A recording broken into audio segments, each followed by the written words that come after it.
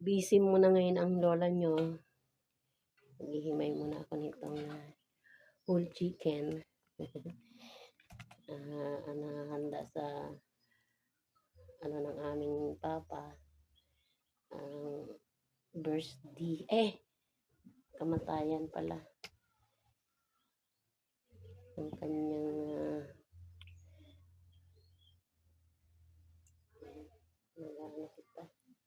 maghihimay kita nito.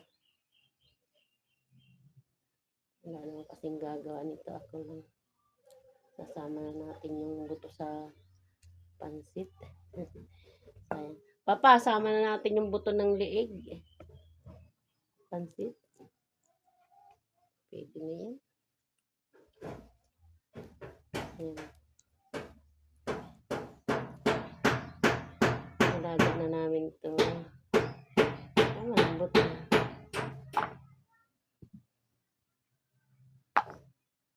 Bye muna guys.